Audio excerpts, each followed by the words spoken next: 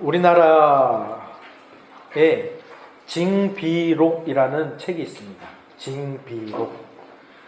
이 징비록에서 징이라는 말은 징계하다, 벌주다 할 때의 그 징자입니다. 네, 저희 딸이 시가 마렵다고 합니다. 네. 그리고 징비록에서 징은 징계하다, 벌주다 할 때의 징이고요. 여기서 비는 삼가다, 조심하다, 방비하다 할 때의 비자입니다. 그래서 징비록이라는 이 책의 제목의 뜻은 무슨 뜻인가 하면 다시는 그런 일이 일어나지 않도록, 다시는 이런 재앙 같은 일이 일어나지 않도록 조심하며 근심한다라는 의미를 가진 제목의 책이죠. 이 책은 누가 썼느냐면 류성룡이라는 그 우리나라 학자가 썼습니다. 임진왜란을 겪을 때 그 당시에 영의정이었던 류성룡이라는 사람이 쓴 책입니다. 왜 썼느냐? 임진왜란을 기억하고 다시 똑같은 재난이 발생하지 않도록 하기 위해서죠. 그래서 승리했던 내용들은 많이 쓰지 않고요, 패배했던 내용을 중심으로 썼습니다. 그리고 신무기로 무장했던 그 일본군에 대해서 객관적으로 평가한 내용들을 아주 잘 써놨습니다. 다시는 이런 전란을 겪지 않도록.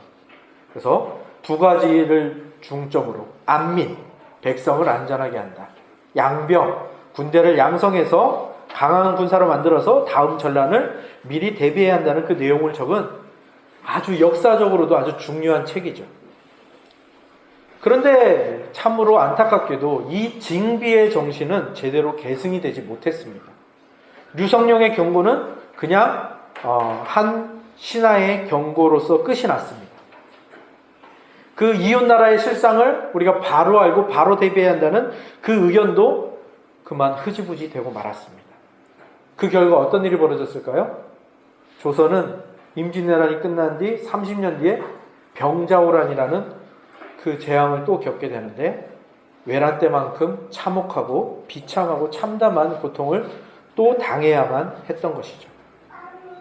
그런데 그거보다 훨씬 더 경악해야 될 일이 있는데, 그게 무슨 일인가 하면, 그렇게 그 조선에서 철저하게 무시되고 그냥 흐지부지 없어졌던 이 징비록이라는 책이 일본에서 출간이 되었다라는 그 사건입니다.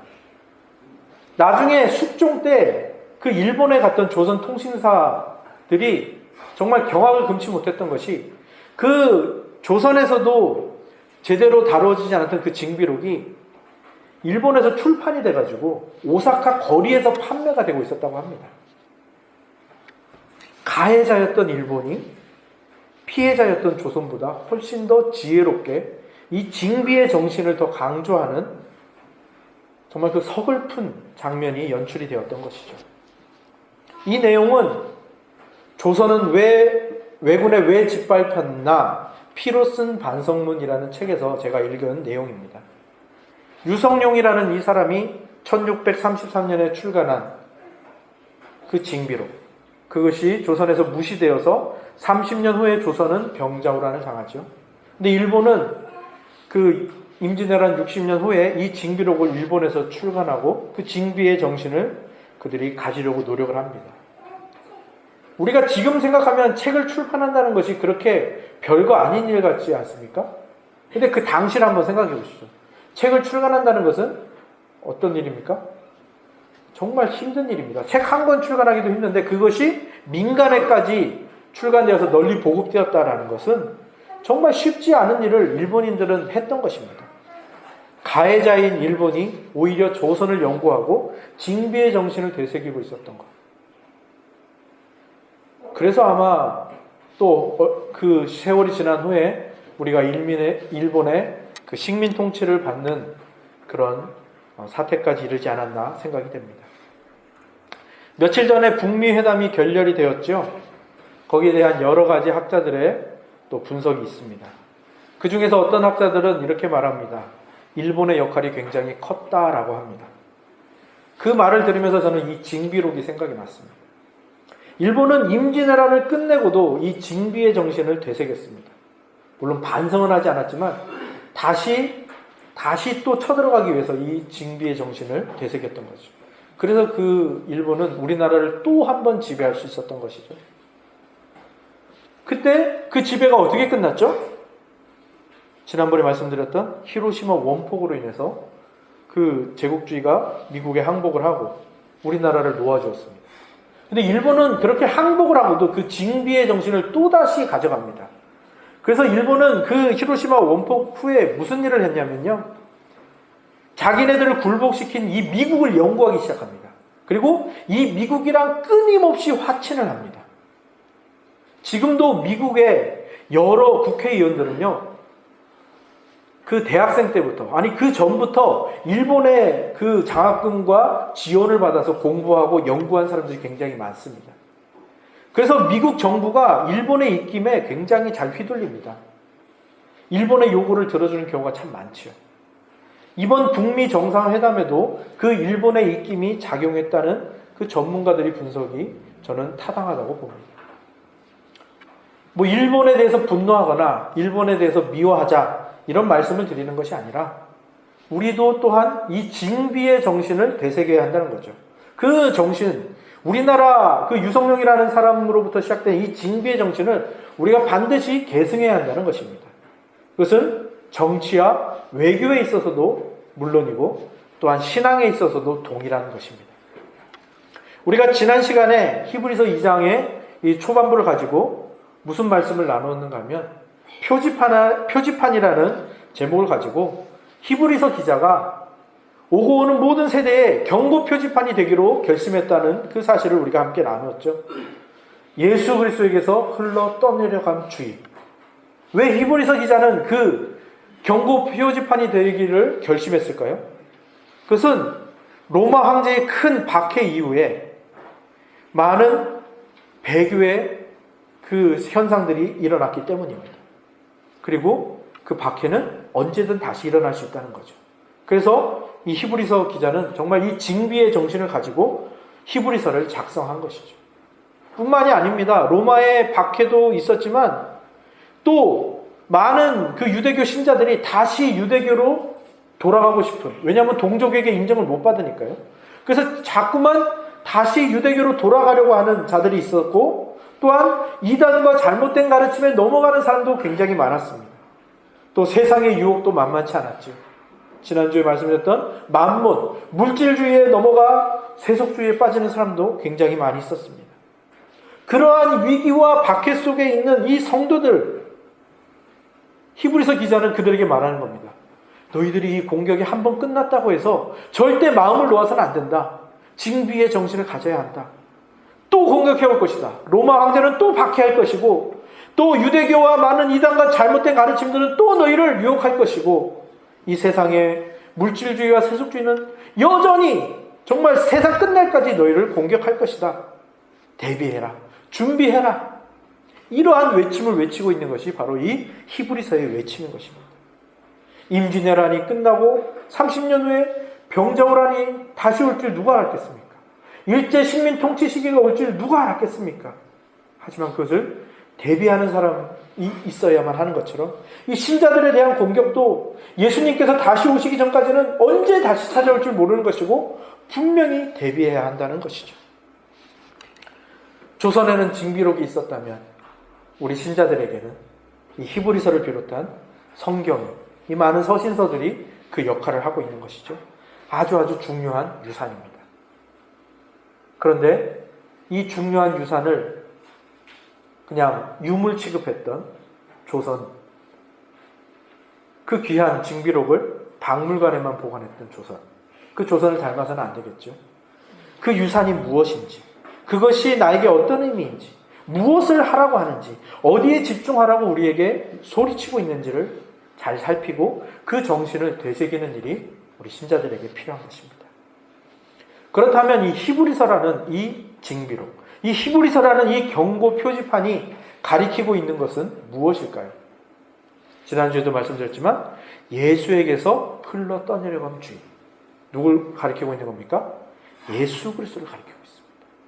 예수 그리스도가 어떤 분인지, 그분이 우리에게 어떤 의미가 있으며 우리가 왜 그분을 놓쳐서는, 그분을 흘려 떠내보내서는 안 되는지를 살피는 일이 굉장히 중요한 것입니다.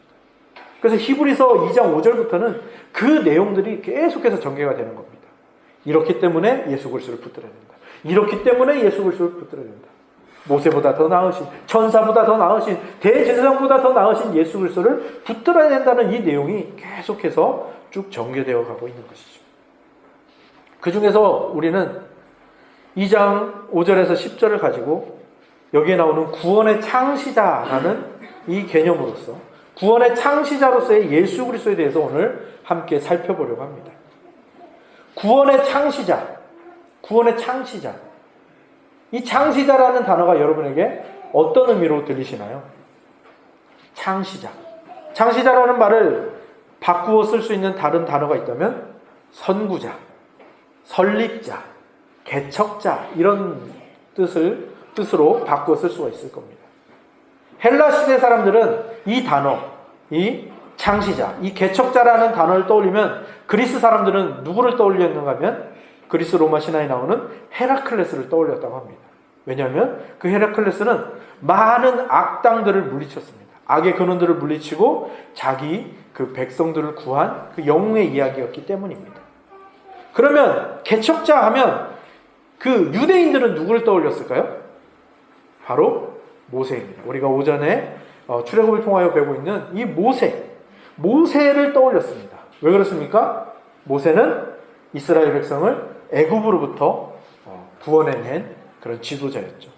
그래서 나중에 이 히브리서 2장을 지나서 3장에 가면은 바로 모세와 그리스도를 비교하는 내용이 나옵니다. 그러니까 히브리서 기자가 얼마나 많은 생각을 가지고 얼마나 정성 들여서 이 히브리서를 썼는지를 알 수 있는 부분이죠. 그러면 우리가 이 개척자, 설립자, 창시자라는 말을 들었을 때 떠올려야 하는 사람은 누구일까요? 헤라클레스는 신화 속에 그냥 이야기 속에 등장하는 사람이었죠. 그리고 모세는 위대하긴 했지만 그도 실수가 있었고 그도 실패가 있었죠.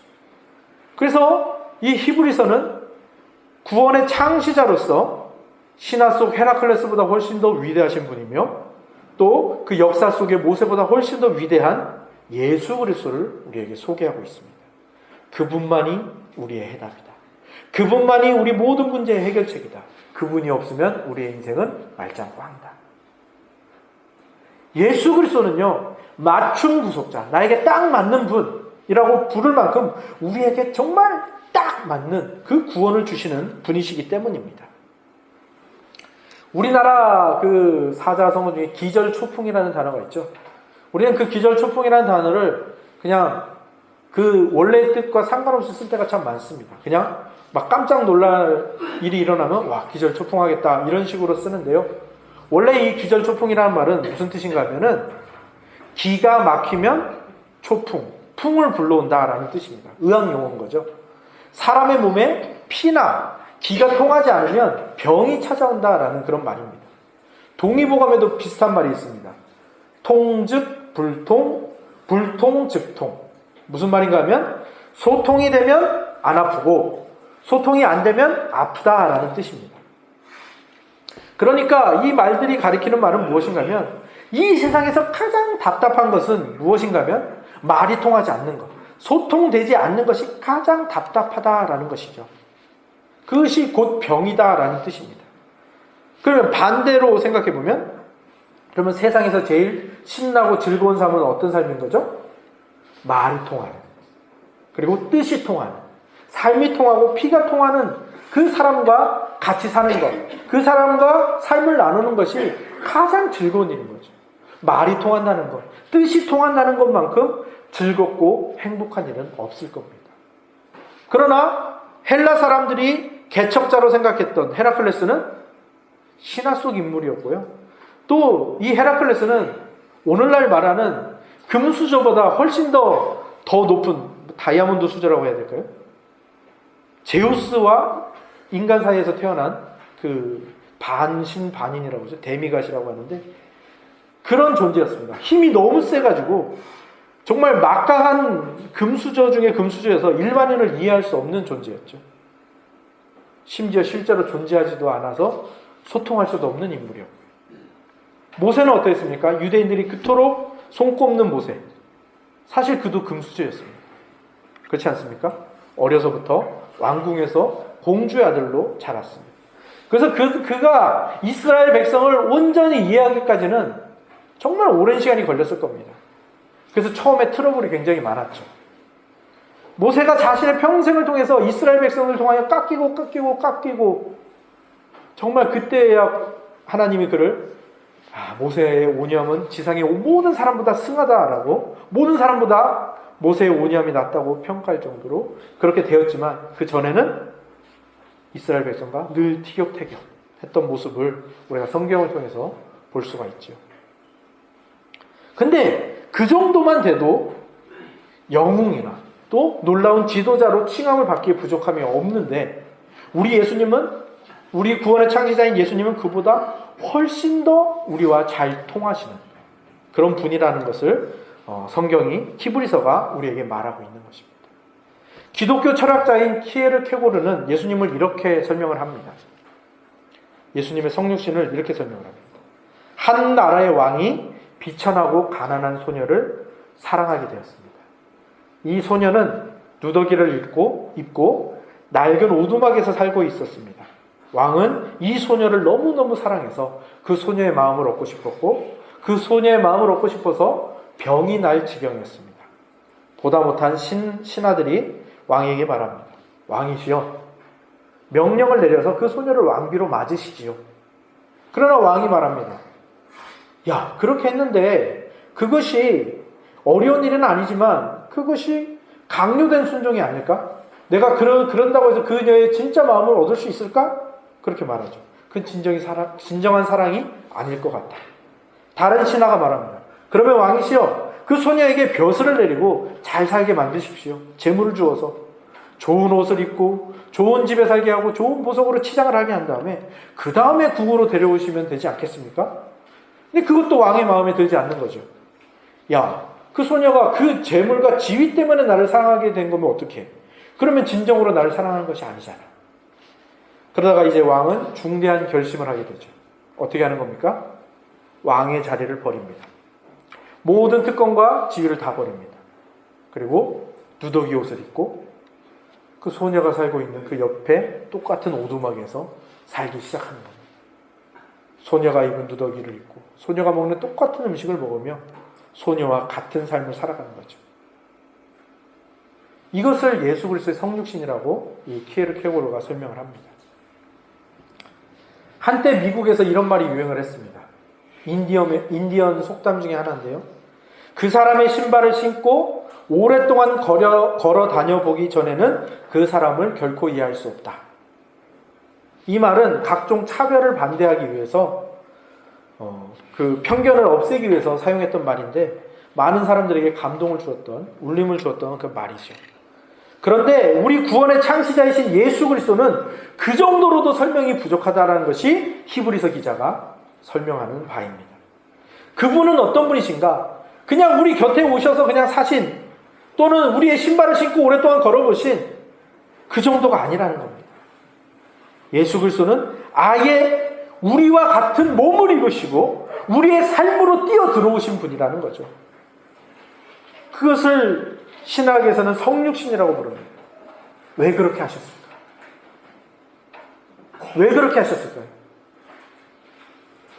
통하기 위해서, 우리와 소통하기 위해서, 우리를 진정으로 사랑하기 위해서, 우리를 진정으로 이해하기 위해서, 우리의 진정한 해결책이 되어주시기 위해서, 구원의 창시자가 되기 위해서 그렇게 하신 것이죠. 우리가 이 세상을 살아갈 때 배우자를 만나고 배우자를 찾아가는 그 모든 과정은, 가정을 만들어가는 그 과정은 우리에게 딱 맞는 사람을 만나기 위한 과정이라고 보는 사람들이 있습니다. 그러나 우리가 세상을 살아가면 살아갈수록 어떤 것을 느낍니까? 나랑 딱 맞는 사람은 존재하지 않는다라는 것이죠. 저희 아내가 저랑 딱 맞는다고 생각했는데 같이 살아보니까 어떨까요? 완전히 다르더군요. 남자와 여자는 딱 맞을 수가 없습니다. 그런데 뭘 알게 되는 겁니까? 아, 나에게 맞춰주는 게 있는 거구나. 그게 평생을 살아온 사람들의 결론입니다. 누군가가 나에게 맞춰주는 희생이 있었기 때문에 우리가 같이 살고 있는 것이구나. 누군가가 나에게 맞춰준다는 것은 희생이고 자존심을 버리는 거고 자기를 온전히 내려놓는 것이구나. 그래야만 가능한 것이구나. 그래서 또 뭘 알게 되는 겁니까? 그렇기 때문에 영원히 나에게 맞춰줄 수 있는 사람은 없다라는 거죠. 우리 중 누구도 누군가에게 영원히 맞춰줄 수 있는 사람은 없죠. 아내도, 남편도, 자식도, 부모도, 친구도 영원히 나에게 맞춰줄 수 있는 사람은 존재하지 않는 거죠. 그런데 히브리서 기자가 말합니다. 그런 분이 유일하게 한 분 계십니다. 그분이 바로 우리 구원의 창시자이신 예수 그리스도이십니다. 성육신하신 하나님. 그분은요, 우리와 딱 맞춰주시기 위해서 우리와 같은 몸을 입으시고 우리와 같은 사람이 되시고 우리가 쓰는 말과 우리의 몸짓으로 우리의 눈에 보이는 것들로 하나님을 알려주시고 하나님의 진심을 우리에게 전해주시고 하나님의 사랑을 우리에게 베풀어 주셨습니다. 그것을 위해서 우리가 겪는 고통을 동일하게 겪으시고 우리가 당하고 있는 유혹과 시험을 똑같이 당하시고 심지어 그것을 이기신 분이십니다. 거기까지만 해도 대단한데요. 그분은요, 거기서 끝내지 않으셨습니다. 그분이 거기서 끝났다면 헤라클레스 신하랑 다를 바가 없을 것이고요. 모세와도 그렇게 큰 차이가 나지 않을 겁니다. 교훈이나 모범이 될 수는 있었겠지만 구원의 창시자라고 부를 수는 없었을 것입니다. 중요한 것은 그분은 거기까지 하고 끝내신 것이 아니라 그분은 고난을 지나서 온전해지시고 죽음을 맛보시고 죽음을 이기시고 다시 살아나신 분이십니다. 그렇기 때문에 우리 구원의 창시자라 부를 수 있는 것입니다. 그렇기 때문에 우리의 유일한 소망이 되시는 것이고요. 그렇기 때문에 우리의 모든 문제의 해결책이 되어 주실 수 있는 분이신 것입니다. 이것이 히브리서 기자가 오늘 우리에게 말해주는 바인 것입니다. 오늘 읽으신 본문 5절을 다시 한번 읽어볼까요? 5절입니다. 함께 읽겠습니다. 시작.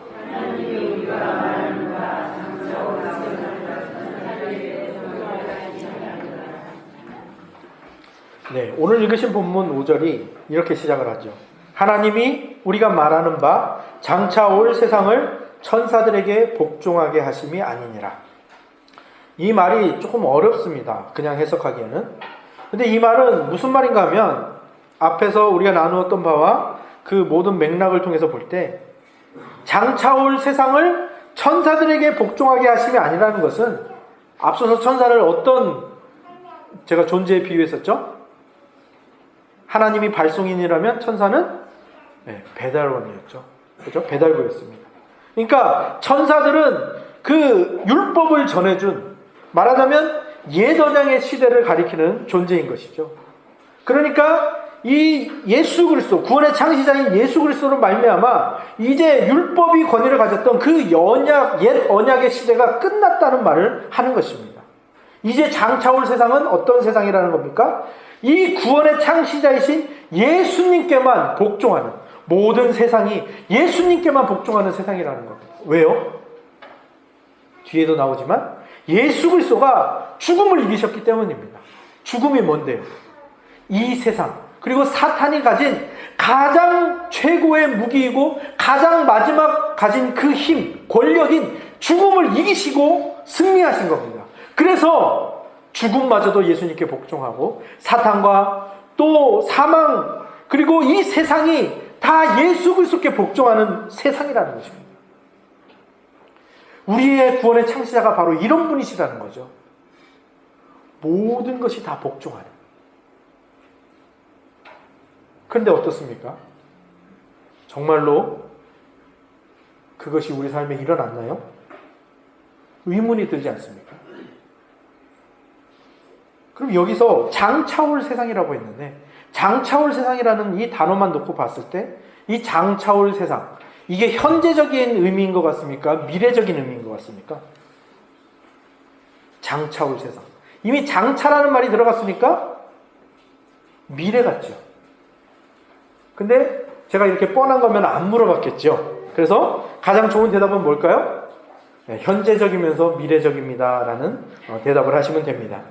그러니까 무슨 말씀을 드리는 건가 하면 제가 지난번 성찬 설교 때 이미 성찬 아직이라는 이 종말론적인 그 개념을 설교를 했었는데요. 이미와 아직이라는 이 종말 개념이 여기에도 적용이 되고 있는 겁니다. 그리스도께서 이미 죽음을 이기고 승리하셨기 때문에 모든 세상이 사탄과 사망까지도 예수님께 무릎을 꿇고 복종합니다. 그리스도께만 복종을 합니다. 그런데 우리의 현실을 보면 어떻습니까? 우리의 현실이 정말로 만물이 다 회복되고 하나님 나라가 왕성하고 세상이 그리스도 앞에서 정말 도망치고 무릎을 꿇고 순종하고 있는 것으로 보이나요? 그렇지 않죠. 여전히 공격은 계속되고 있고 여전히 세상이 승리하는 것만 같고 오히려 우리 교회가 세상에 쫓겨다니는 것처럼 보이지 않습니까? 오늘 오전에 들으신 말씀처럼 이상한 사람들처럼, 세상이 보기에 이상한 사람들처럼 보이지 않습니까? 그런데 그것이 바로 이 구원의 창시자를 모시고 종말을 사는 신자들의 현실인 건데요. 그런데 중요한 것은 무엇인가 하면 이 구원의 창시자가 이루신 구원은 과거형이라는 거예요. 이미 구원을 완성하셨다는 겁니다. 그분은 이미 승리하셨습니다. 예수 그리스도께서 언제 이 땅에 오셨죠? 약 2000년 전에 이 땅에 오셨고요. 그때 십자가에 못 박혀서 죽으시고 살아나신 것이 역사적인 사실로 우리가 알고 있습니다. 이미 과거에 일어난 일인 거죠. 그래서 예수 그리스도가 이미 승리하셨고 그것은 못 박으신 거기 때문에 만물은 회복하고 있고 우리에게도 이 모든 창조 질서는 회복되고 있으며 하나님 나라는 이 땅에 이미 시작이 되었죠. 이미 임하였습니다. 참된 생명과 참된 안식이 이미 우리 안에 있고 물론 그것이 완전하게 우리 안에 드러나진 않았을지라도 그것이 완전하게 우리에게 누려질 그 날을 우리는 소망하며 기다리며 살아가는 것이죠. 왜 히브리서라는 이 징비록이, 왜 히브리서라는 이 경고 표지판이 우리에게 필요한 것입니까? 우리가 이미와 아직 사이에 있기 때문입니다. 예수 그리스도와 천사를 자꾸 비교하는 것도 사실 거기에 이유가 있는 것입니다. 이미와 아직이라는 이 놀라운 축복을 이 이상한 개념 속에 우리를 살게 하셨습니다. 근데 그게 우리를 향한 사랑입니다. 왜 예수 그리스도와 천사를 자꾸 비교하느냐? 사실 예수 그리스도와 천사를 비교하는 이유는 우리와 천사를 비교하기 위함입니다. 사실 사람이라는 존재는요, 이 세상 창조 세계에 비해서 보면 아주 보잘것없는 존재입니다. 그렇지 않습니까? 이 세상에 그냥 동물들, 맹수만 봐도 정말 많은 무기들을 가지고 있습니다. 사람은 선천적으로 무기라고 가진 게 하나도 없는 존재거든요. 정말 보잘것없는 존재입니다. 돌보아주지 않으면 죽어버리는, 또 모여서 살지 않으면 금방 멸망해버리는 그런 족속이죠. 천사랑 비교하면 더 심합니다. 천사는 하나님의 능력을 행하는 정말 그 신적인 성품과 그런 능력들을 가진 존재이지 않습니까? 그러니까 천사랑 우리를 비교해보면 한참 모자라고 한참 낮고 비천한 존재가 바로 우리죠. 근데 중요한 게 뭡니까? 이 구원의 창시자이신 예수 그리스도의 모든 관심이 어디에 향하고 있습니까? 천사에 향하고 있습니까? 아닙니다. 우리를 향하고 있다는 겁니다. 그래서 우리에게 가장 귀한 것을 주기 위해서 우리를 이미와 아직 사이에 놓아두셨습니다. 이상한 방식으로 이 땅을 살아가게 하셨습니다. 그게 예수 그리스도가 우리를 향한 사랑인 것입니다. 우리를 위해서 우리처럼 되어주시고 우리를 위해서 사탄과 죄와 사망을 이기십니다. 승리를 쟁취하십니다. 그런데 아직 그 온전한 것을 이루지 않도록 하셔서 어떻게 하시는 겁니까? 그 과정들을 우리가 밟아 나가게 하시는 겁니다. 그래서 우리는 그 과정 속에서 우리를 처음 만드셨던 창조 질서를 회복해 나가고 하나님이 우리에게 처음 주셨던 그 언약들을 다시 한번 우리가 지킬 수 있는 것으로 가져가며 하나님께서 당신 한 분만을 섬기며 이 모든 세상 만물을 다스리라고 하신 그 창조 명령을 다시 한번 우리의 것으로 가져가게 되는 것이죠. 사실 하나님께서 사람을 창조하시고 주신 이 명령, 생육하고 번성하라, 땅에 충만하라, 정복하고 다스리라, 이 명령은 인간이 수행할 수 없는 명령입니다.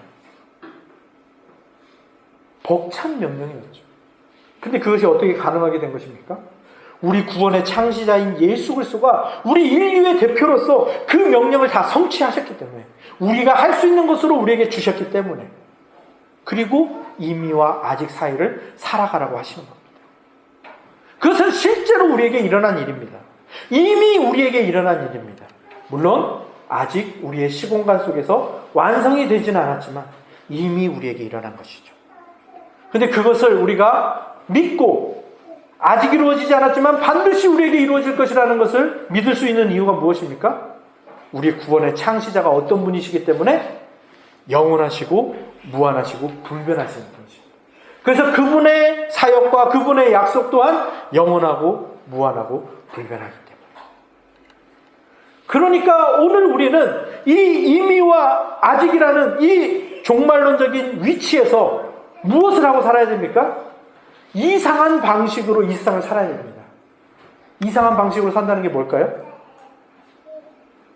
이것을 다짐하는 겁니다. 예수 그리스도에게서 흘러 떠내려간 주의라는 것은 내가 지금 예수 그리스도와 함께 하나님 우편에 앉아있다라는 것을 다짐하는 말인 것입니다. 거기서 절대 다시 내려오지 않겠다. 나는 예수님과 함께 하나님 우편에서 이 세상 만물을 다스리는 자다. 그러니까 어떻게 살아가는 겁니까? 그러니까 나는 내 현실 속에서 내 이웃을 하나님이 사랑하는 것처럼 내 몸과 같이 사랑함으로써 내 이웃을 다스리겠다.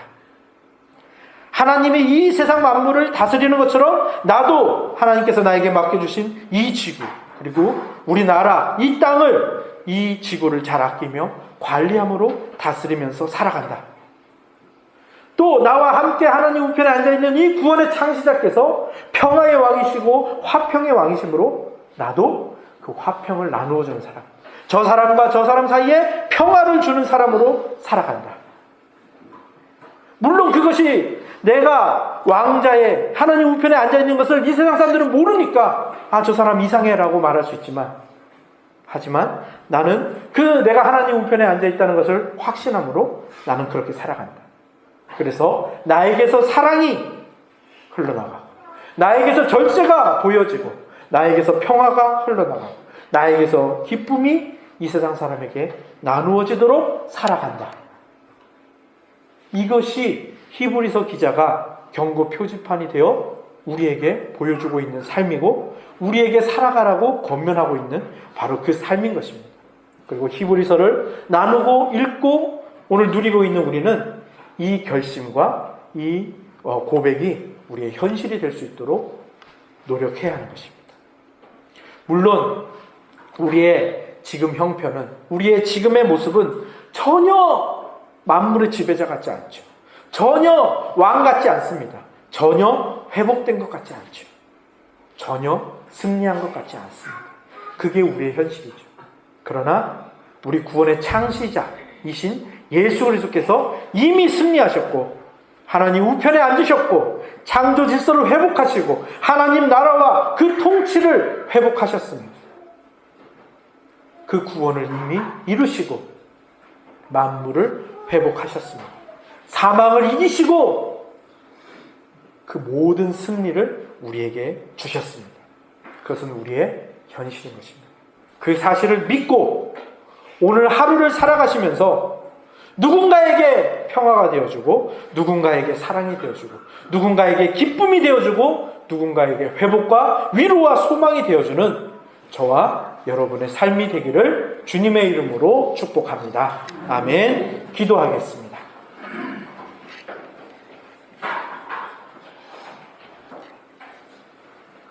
하나님, 참으로 감사합니다. 오늘 우리에게 말씀하여 주셔서 감사합니다. 히브리서를 통하여 히브리서 기자가 얼마나 큰 정성과 큰 사랑을 다해 정말 이 경고 표지판으로서 이 히브리서를 우리에게 남겨주었는지를, 그 의미를, 그리고 그 고백을 우리가 다시 한번 나누며 우리 안에 되새기는 시간을 가졌습니다. 하나님, 히브리서가 그토록 자기의 전 존재를 다해서 가리키고 있는 구원의 창시자이신 예수 그리스도, 모든 것을 이기시고 모든 것에 승리하시며 우리와 같은 인간의 몸을 입고 그 모든 승리를 우리의 대표로서 성취하시고 쟁취하시어 우리의 것이 되게 하여 주신 예수 그리스도, 그분만이 우리의 소망이며 그분만이 우리의 희망입니다. 그리고 그 예수님의 승리를 오늘 내 삶에서 누리며 살아가는 것이 오늘 나에게 맡겨진 임무요 나의 권리임을 다시 한번 되새깁니다. 하나님, 그 책임과 권리를 이 땅에서 또 오늘 나의 삶의 자리에서 다 하며 살아가는 우리가 되게 하여 주시옵소서. 주님의 평화를, 주님의 사랑을, 주님의 회복과 위로와 소망을, 그 기쁨과 즐거움을 다른 사람에게 전해주며 사는 우리가 되게 하여 주시고, 주께서 나를 그토록 사랑하셨던 것처럼 나도 어떤 사람을 만나든지 죽게 하듯 하며 어떤 일을 하든지 죽게 하듯 하는 정말 그런 놀라운, 그러나 세상이 보기에는 이상한 방식의 삶을 살아가는 우리 모두가 되게 하여 주시고, 그런 우리의 삶을 통하여 이 세상이 회복되고 우리의 이웃이 회복되고 주께 돌아오는 역사가 끊임없이 일어나도록 우리의 삶을 축복하여 주시옵소서. 예수 그리스도의 이름으로 기도합니다. 아멘.